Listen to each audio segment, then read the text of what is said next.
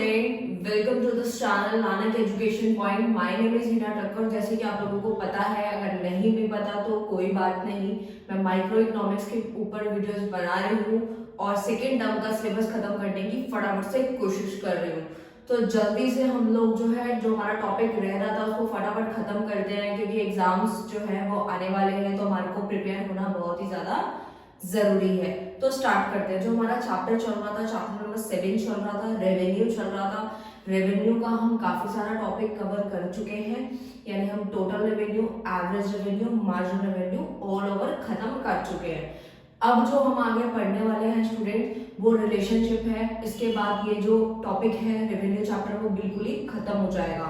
ये पूरा टॉपिक जो मैंने कराया है, ये लास्ट वीडियो है इसका, रेवेन्यू का मतलब टॉपिक का।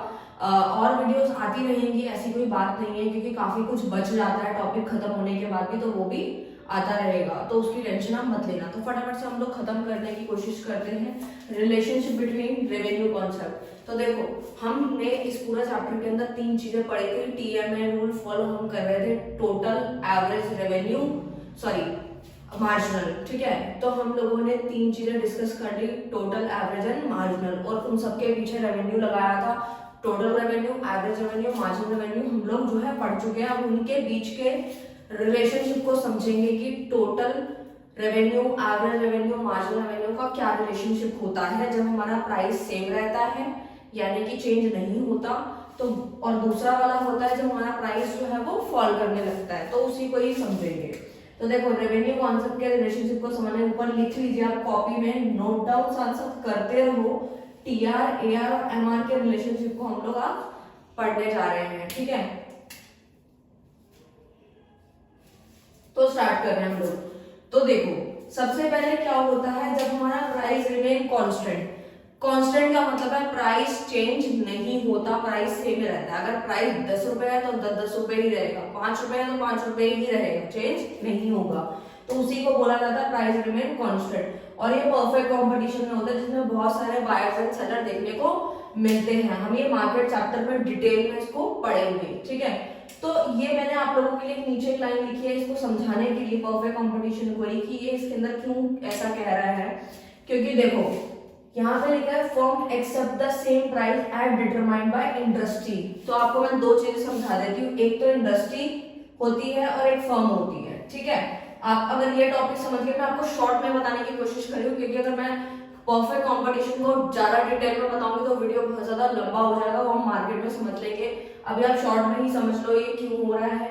इंडस्ट्री जो होती है प्राइस को बनाती है, ठीक है, प्राइस मेकर होती है, ठीक है। और फर्म जो होती है वो प्राइस टेकर होती है, मतलब टेक करती है, ठीक है। तो आपको बस ये याद रखना है, जो भी इंडस्ट्री ने बोल दिया है कि अगर कोई भी प्रोडक्ट, सपोज ये मार्कर है, ये मार्कर 25 रुपए में बिकना चाहिए मार्केट में, तो फर्म को माननी पड़ेगी बात, ना तो ये इससे सस्ते में बेच सकता है, ना ही इससे महंगे में बेच सकता है, ठीक है। तो आपको बस यही याद रखना है, इंडस्ट्री जो होती है वो प्राइस मेकर होती है, जितना बोलेगी फर्म को उतना ही बेचना पड़ेगा, उतने रेट में ही बेचना पड़ेगा। फर्म का मतलब होता है जो छोटे मोटे दुकानदार होते हैं, उनको जो भी प्रोडक्ट को सेल करते हैं और सेम प्राइस होता है, आप देखते होंगे। तो यानी कि इसमें प्राइस जो है वो सेम रहता है, ठीक है। और दूसरे वाले में क्या, price fall with rise in output. इसमें क्या होता है, प्राइस जो होता है ना हमारा, प्राइस जो होता है वो गिर जाता है, यानी कम कर दिया जाता है, बढ़ भी सकता है, कम भी हो सकता है, लेकिन इसमें बोला है price fall with rise in output. Output बढ़ेगा, अभी आपको शेड्यूल से ज्यादा अच्छे से क्लियर होगा।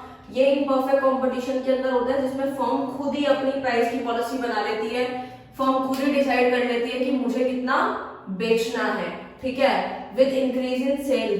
देखो, सिंपल सी बात है, अगर एक दुकानदार सपोज ये मानकर 25 रुपए में बेच रहा है, ठीक है, और अगर किसी को 2, 3, 4 लेना हो और वही सेम 25 का ही हर एक मार्कर लगाए, ठीक है, तो ऐसे तो उसको कोई भी फायदा नहीं होगा बायर को। तो क्या करते हैं, अपनी सेल को बढ़ाने के लिए प्राइस कम कर देते हैं। जैसे कि आप लोग खुद भी कभी करते होगे किसी दुकान पे जाके, क्या आप बोलते हो कि भैया सही लगा लो, हम जो है 4 या 5 ले लेंगे, तो वही बात हुई, सेम वही।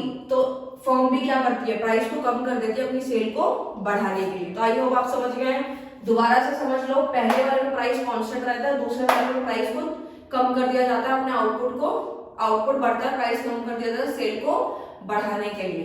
तो जल्दी से रिलेशनशिप को समझते हैं, एआर और एमआर और टीआर के रिलेशनशिप को।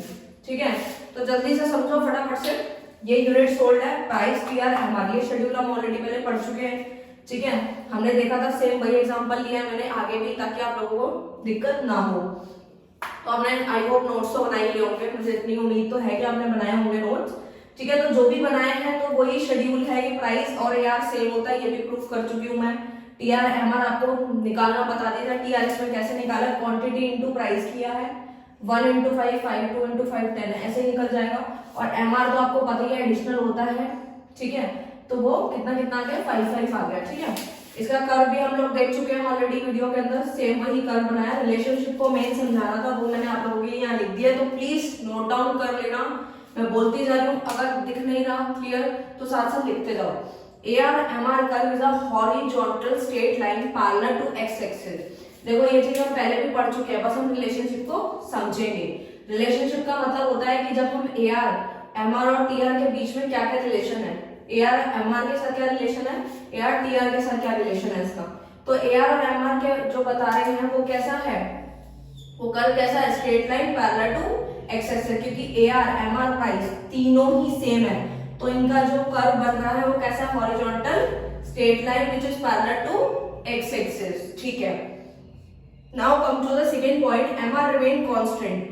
एमआर जो है वो कांस्टेंट है, क्योंकि आप खुद ब खुद इस शेड्यूल के अंदर देख रहे हो कि एमआर जो है एडिशनल कितना, वो जो है उसको कितना मिल रहा है, तो उसको 5 रुपए ही एक्स्ट्रा मिल रहा है, तो रिमेन कांस्टेंट मतलब सेम ही आ रहा है आपका। TR increases at constant rate, जो हमारा टोटल रेवेन्यू है वो इंक्रीज हो रहा है कांस्टेंट रेट से। आप खुद ब खुद यहाँ देख रहे हैं कि कितने कांस्टेंट रेट से ये 5-5 के हिसाब से वो बढ़ रहा है, तो यानी कांस्टेंट रेट से ही बढ़ रहा है, तो उसी को बोलते हैं। तो इसका रीजन क्या है, TR curve is a positively slope straight line, और ये पॉजिटिवली स्ट्रेट लाइन ऊपर की तरफ जो है ये टीआर बन रहा है। अगर आपको नहीं पता तो फटाफट से समझ लो टीआर कैसे बनाया है मैंने। तो आप देख लो, आउट यूनिट सोल्ड और टीआर को देखोगे तो 5, ठीक है, 1 पे 5 प्लॉट हुआ, 2 पे 10 हुआ, 3 पे 15 हुआ, ठीक है, 4 पे 20 हो जाएगा यहाँ पे ऐसे, 5 पे 25 यहाँ पे जाके ऐसे बन जाएगा। ठीक है, तो समझ रहे होंगे आपके टीआर कैसे प्लॉट किया है मैंने। तो ये पॉजिटिवली इसलिए है क्योंकि आप खुद ब खुद देखो, पॉजिटिवली स्ट्रेट इसलिए बना है, पॉजिटिवली लिख लो आप इसका रीजन, पॉजिटिवली स्ट्रेट लाइन इसीलिए बनता है क्योंकि यूनिट सोल्ड और टीआर के बीच में डायरेक्ट रिलेशन है। डायरेक्ट रिलेशन का मतलब होता है जब दोनों ही चीजें बढ़ रही हो या दोनों ही चीजें कम हो रही हो, तो उसे पॉजिटिवली रिलेशनशिप बोला जाता है। और देखो दोनों ही बढ़ रहे हैं, यूनिट सोल्ड भी 1 2 3 4 5 बढ़ रहा है, टीआर भी 5 10 15 20 25 ये भी बढ़ रहा है, तो दोनों ही बढ़ रहे हैं, तो उनका स्लोप कैसा होगा, पॉजिटिवली स्ट्रेट लाइन होगा। आई होप आपको समझ आ गया होगा। ठीक है, and TR curve start from the origin, और आपको याद रखना है कि टीआर कहां से स्टार्ट होता है, हमेशा ओरिजिन से स्टार्ट होगा। यहाँ पे जो भी मैंने यहाँ पे कर्व बनाया है, आई होप आपको एआर एमआर टीआर का रिलेशन समझ में आ गया होगा। बहुत अच्छे से समझाया मैंने, अगर फिर भी कोई डाउट आता है तो इंस्टाग्राम है, आप वहां पे कमेंट जरूर कर सकते हैं, मैं जरूर रिप्लाई दूंगी। नहीं तो आप यूट्यूब पे भी कमेंट करके पूछ सकते हैं, मैं एक पर्टिकुलरली वीडियो बना दूंगी जिसमें सारे स्टूडेंट के डाउट को क्लियर कर दूंगी, तो वो प्रॉब्लम भी सॉर्ट आउट हो जाएगी। ठीक है, नेक्स्ट जो है हम ये वाला पढ़ चुके हैं, अब हम जो है ये वाला पढ़ने जा रहे हैं, when price fall with rise in output. तो जल्दी से वो भी खत्म कर लेते हैं, टॉपिक को फिनिश अप करना है हमने। टीआर एआर एमआर, फिर से तीनों चीजें वही है, जब प्राइस फॉल हो रहा होगा तो इनके बीच में क्या रिलेशन है। यूनिट सोल्ड हमारा सेम है, बस चेंज आ रहा है एवरेज रेवेन्यू टीआर एमआर में। ठीक है, तो फटाफट से समझते देखो, एवरेज रेवेन्यू का फॉर्मूला भी आपको बता रखा है, क्वेश्चन भी कराया था, टीआर का भी बता रखा है क्या होता है, एमआर का भी पता है आप लोगों को। ठीक है, तो जल्दी से एआर देखो क्या क्या है, 5 4 3 2.25 1, टीआर भी ऑलरेडी है 5 8 9 9 5। ठीक है, तो इसी के रिलेशन को हम सबसे पहले समझ रहे हैं। पहले हम यहाँ पे एक रिलेशनशिप देख रहे हैं, किसका देख रहे हैं, पहले एमआर और एआर के रिलेशनशिप को समझते हैं, फिर हम समझेंगे टीआर और एमआर के रिलेशन को। उसका कर्व मैंने थोड़ा यहाँ बताया है, ठीक है, थोड़ा इन दोनों को मैंने थोड़ा अलग बताया है ताकि कंफ्यूजन क्रिएट ना हो। बुक में थोड़ा सा आगे पीछे करके थोड़ा कंफ्यूजिंग है, मैंने बहुत ज्यादा शॉर्ट में लिख के ही समझाया है ताकि आपको इजीली समझ आए और आप ये रिलेशनशिप भी लिख कर आएंगे तो आपको बहुत अच्छे मार्क्स मिलेंगे। ठीक है, तो आप जल्दी से समझ लो, MR और AR अब फॉल कर रहा है, इंक्रीज इन आउटपुट। आप खुद ब खुद यहाँ पे शेड्यूल के अंदर देखो कि आपका यूनिट सोल्ड यानी आउटपुट आपका बढ़ता जा रहा है, 1 2 3 4 5 बढ़ रहा है ना, लेकिन MR और AR जो है वो दोनों ही गिर रहे हैं। तो ये चीज हम चेक कर लेते हैं। 5 3 देखो, MR पहले 5 था, फिर 3 हुआ, फिर 1 हुआ, फिर 0 हुआ, फिर नेगेटिव हुआ, देखो। और AR क्या है, 5 4 3 2.25 1।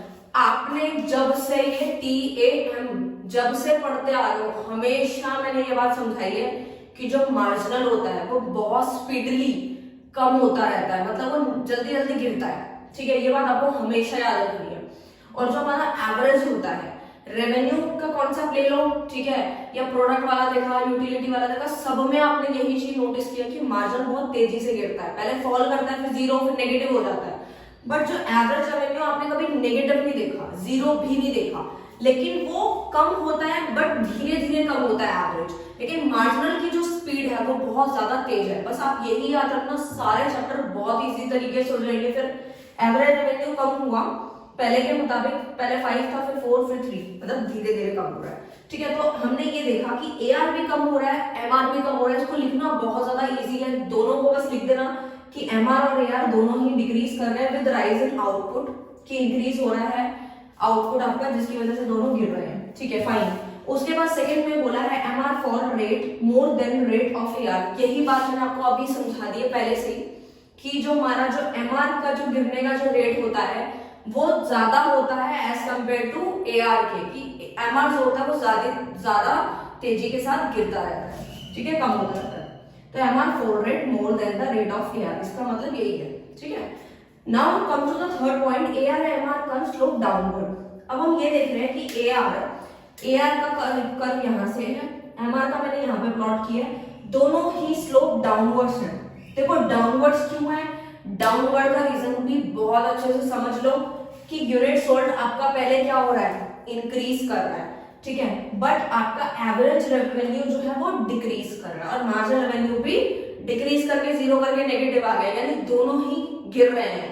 तो दोनों के भी आउटपुट के बीच में और AR के बीच में और AR और MR के बीच के रिलेशनशिप को अगर हम देखें तो दोनों ही कम होते जा रहे हैं। तो जब कम होते जा रहे हैं तो दोनों के बीच में क्या रिलेशन रहा, तो रिलेशन हो गया हमारा, तो हमारा जो कर्व बन रहा है वो स्लोप डाउनवर्ड यानी नीचे की तरफ बन रहा है, इनवर्स रिलेशनशिप।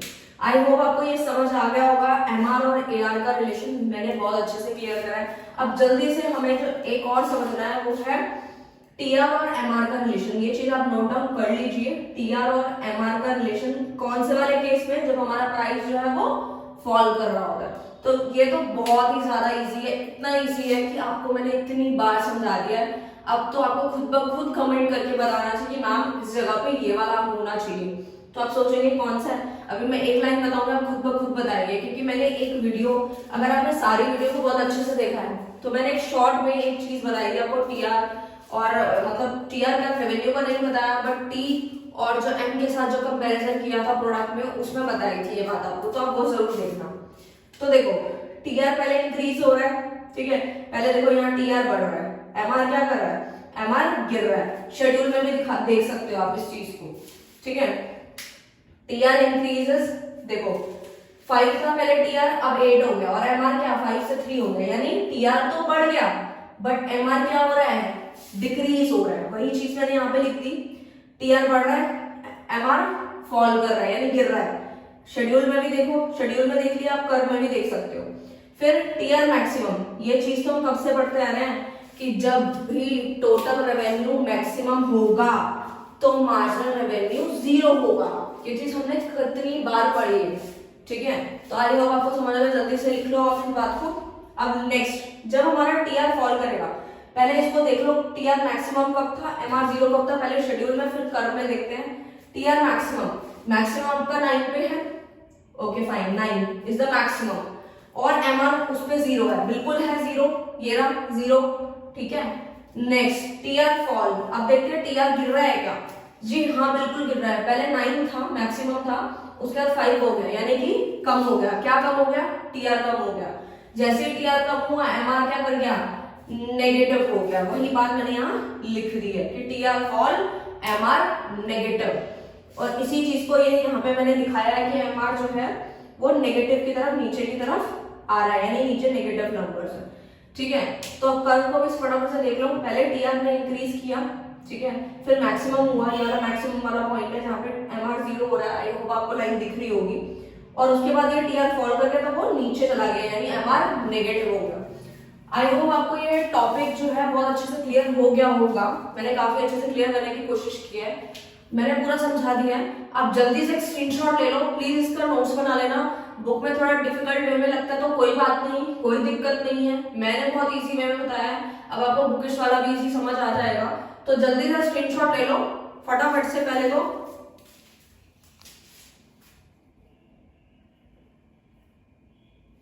आई होप आपने स्क्रीनशॉट ले लिया होगा। तो स्टूडेंट मैं एक रिक्वेस्ट करना चाहती हूँ कि जल्दी से इसके नोट्स बनाना और एग्जाम के अंदर यही चीजें लिखकर आ जाना।